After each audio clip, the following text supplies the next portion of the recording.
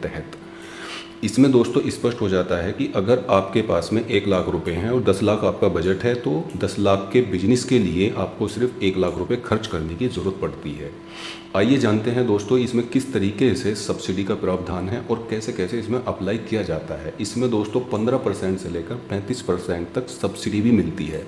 यानी कि अगर आपने 10 लाख रुपए लिए और आपको 35% की सब्सिडी मिलती है, तो आपको सिर्फ 7.5 लाख रुपए ही गवर्नमेंट को वापस लौटाने हैं। और इसमें सबसे बड़ी बात यह है दोस्तों कि इस लोन का कोई भी बोझ आपके ऊपर नहीं बनता है। जब आपका काम स्टार्ट हो जाता है, इनकम स्टार्ट हो जाती है, उसी के बाद में किस्तों के रूप में इस लोन को आपने वापस चुकाना होता है। दोस्तों ये लोन आपको 2 तरह का मिलता है, पहला सर्विस सेक्टर लोन और दूसरा manufacturing loan. Service sector loan मतलब अगर आपका काम, आपका रोजगार या आपकी बिजनेस ऐसी है जो लोगों को सर्विस देती है, तो आपको सर्विस लोन के अगेंस्ट लोन के लिए अप्लाई करना पड़ेगा। वहीं अगर आप किसी प्रोडक्ट को बनाते हैं या कोई भी आपका प्रोडक्ट तैयार करने का बिजनेस है, तो आप मैन्युफैक्चर सेक्टर के अगेंस्ट लोन के लिए अप्लाई करें। ऑफिशियल वेबसाइट दोस्तों इसकी ये है, मैं अभी आपको बताऊंगा कि इसके लिंक नीचे मैं डिस्क्रिप्शन बॉक्स में भी दूंगा, और आपको इस वेबसाइट पर भी अगर आपको आना है, यहाँ पर सारी डिटेल आपको डिटेल में पढ़नी है, तो आप यहाँ इस जानकारी पर क्लिक करके इसको अच्छे से रीड भी कर सकते हैं। इस लोन को लेने के लिए दोस्तों आपको भारतीय नागरिक होना जरूरी है।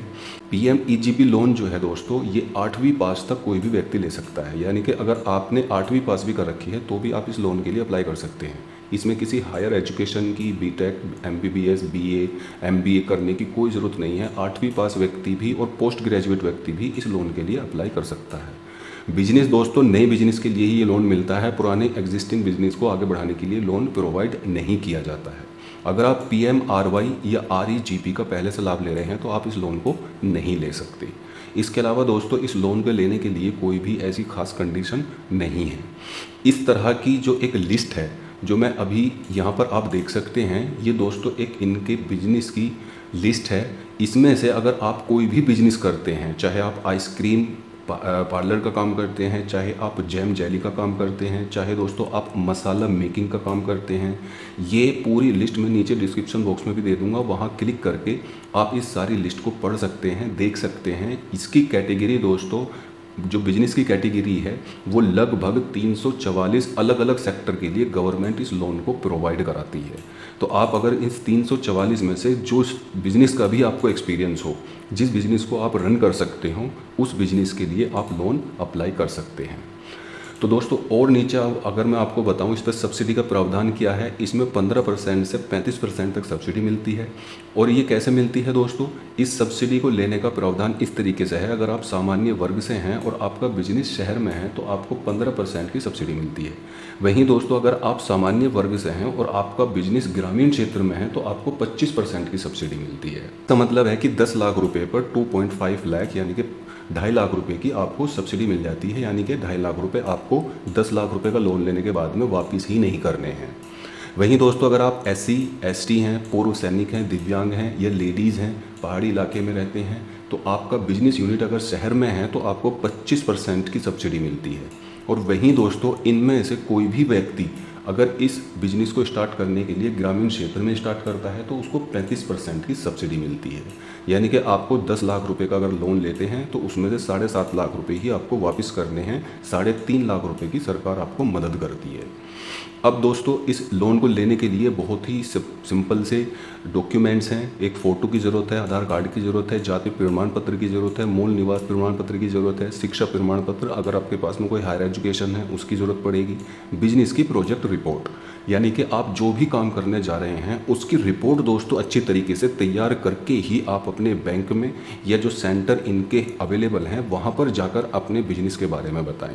ये सबसे इम्पोर्टेंट फैक्टर है दोस्तों। अगर आप इसकी प्रोजेक्ट रिपोर्ट अच्छे से तैयार नहीं करेंगे और गवर्नमेंट को अगर ये लगेगा कि आप ये लोन सिर्फ अपने किसी काम के लिए और किसी काम में लगाएंगे या किसी और पर्पज़ से लोन ले रहे हैं, तो आपको ये लोन नहीं मिलेगा।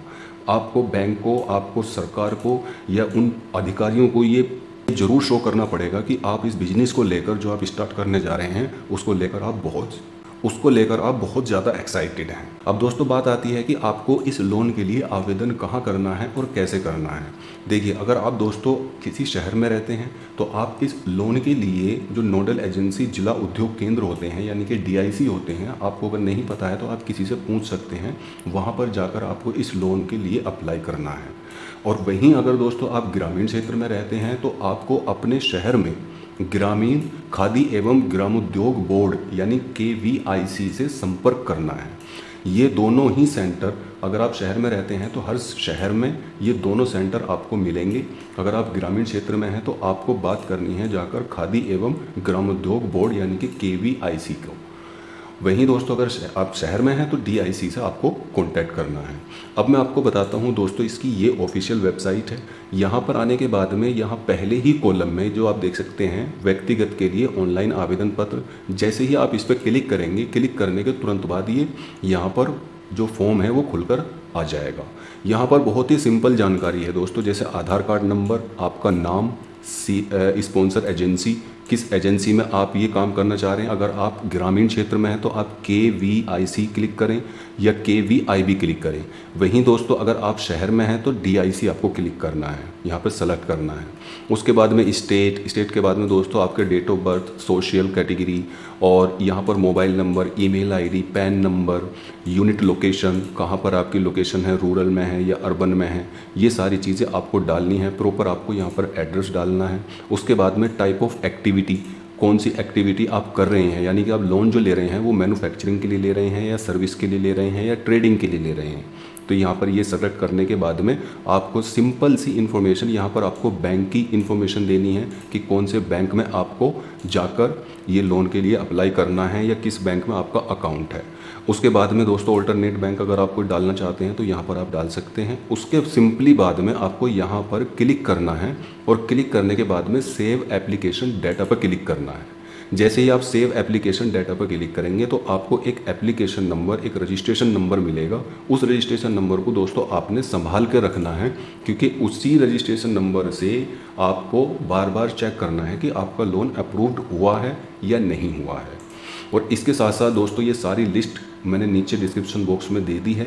ये आप अगर चाहें तो दोस्तों इस सारी इन्फॉर्मेशन को इस वेबसाइट पर आकर पढ़ सकते हैं। मैंने नीचे इसका डिस्क्रिप्शन बॉक्स में लिंक दे दिया है और ये सारे लिंक यहाँ पर भी अवेलेबल हैं। सबसे नीचे जब आप इस पोस्ट के आएंगे तो यहाँ पर आप इन लिंक्स पर क्लिक करके इन वेबसाइट्स पर जा सकते हैं। तो दोस्तों अगर आपको ये वीडियो अच्छी लगी हो या इससे संबंधित आपको कोई भी जानकारी हासिल करनी हो तो नीचे कमेंट करके आप हमें अपनी क्वेरी या अपना कोई भी क्वेश्चन ज़रूर बताएं। मैं उसका रिप्लाई आपको ज़रूर करूंगा और जितनी हो सकती है दोस्तों मैं आपको हेल्प ज़रूर करूंगा आपको इस लोन को प्रोवाइड कराने के लिए। धन्यवाद।